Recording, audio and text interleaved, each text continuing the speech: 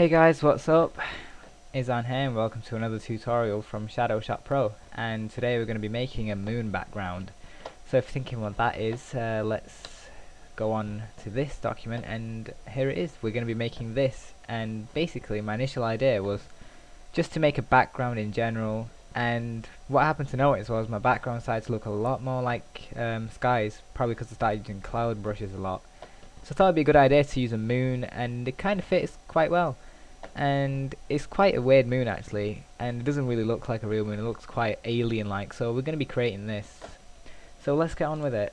Let's go to File first, New, and we're going to change our document settings to 1280 by 720, and keep the resolution on 300 if you haven't got it already, because it's a really good resolution and your image doesn't get pixely that way.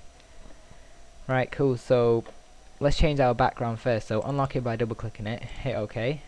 Change the layer styles of it, so double click it. You want to go to gradient overlay, put the scale up to 150, click reverse, and set the style to radial.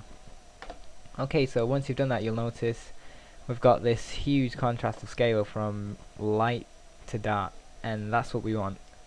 So click on gradient again, basically this little bar image thing, and you'll notice you'll have two marks on here, so you'll have one on the left and one on the right.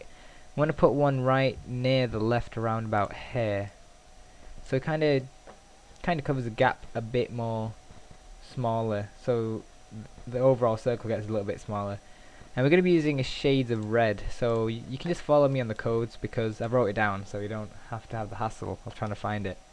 So 170000, and for the second one we're going to use 360505, and for the last one we're going to use A51F1F. Okay, cool. So after we've done that, you'll notice we've got quite a contrast of light reds to dark reds, and I like working with reds because it's quite easy to work with, mainly because they stand out more than the other colours I tried to work with. So I always find red successful, personally, just for me. So for now we're just going to be using this colour until we change it later. So just hit OK.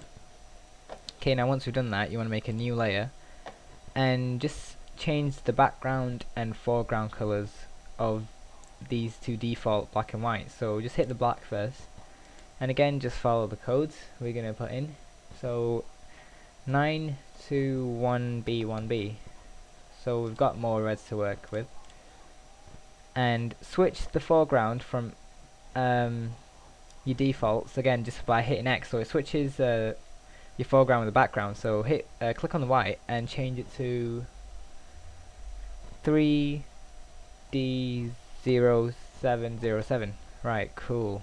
Just hit OK. So we've got quite a good mix of shades of red. So we've got a light red and dark red, a bit like on here.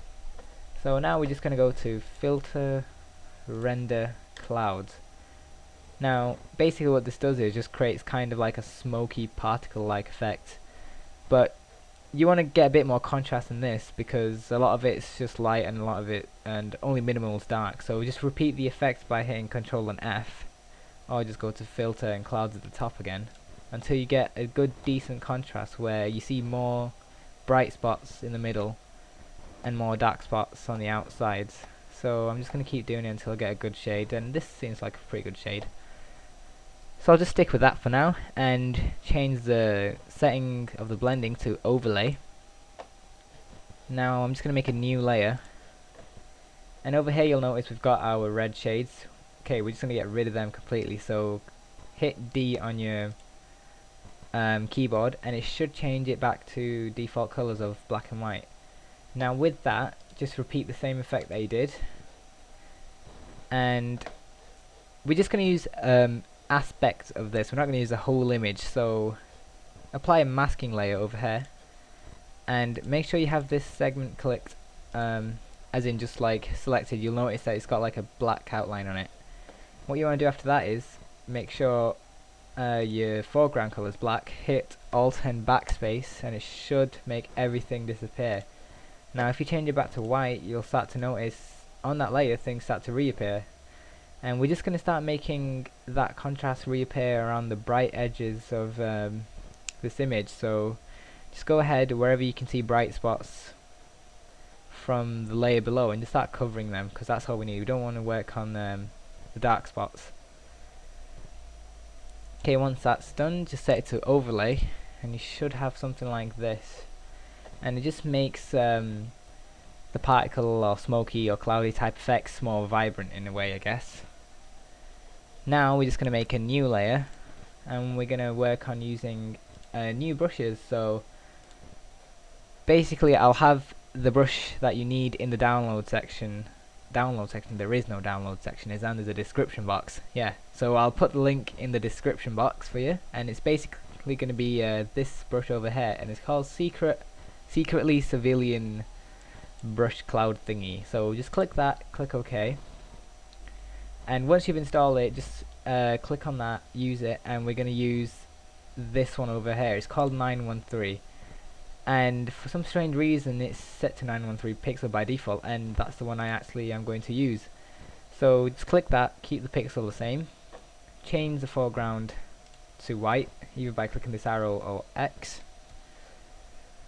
and we're just going to position it around here, so around the corner of the edges, not fully, but just so it's more like covering the bottom right corner half of it. So make sure it's set on white and just click it, and your cloud should be there. So we're just going to mess with the actual blending settings with this now on layer style.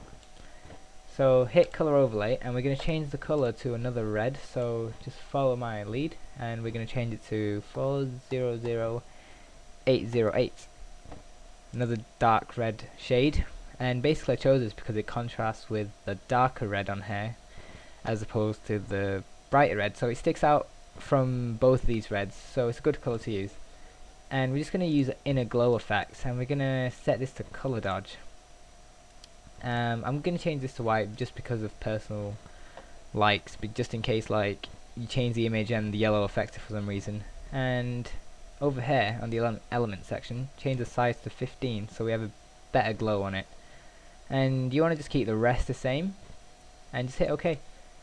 Now what I want to do next is try and set this to overlay, and you'll notice that Photoshop won't let me do it because it's a massive douchebag, so we have to do it the hard way. So just keep it on normal for now, hold the Alt button down on your keyboard and move your mouse over to the layer of the cloud, and you'll notice it's got this little eye section which can basically hide layers and show them again. So we're just going to hold Alt and click them, and all it'll basically do is hide every single layer there besides the one you're already on. What you want to do after that is click on the move tool and hit Control and A on your keyboard, and then Control Shift and C to copy it. Basically what Control Shift and C does is copies a merged image of everything on that layer. So when we paste it, all of that color dodge effect will be in effect already without having blending options. So you can see we got blending options here, no blending options there. Cool beans. Just drag this into the corner, and Photoshop should lock it into place with your previous layer. So hide the original layer, call it something like original clouds or something, just in case you mess up and you want to go back and try it again. And just reveal all the other layers again.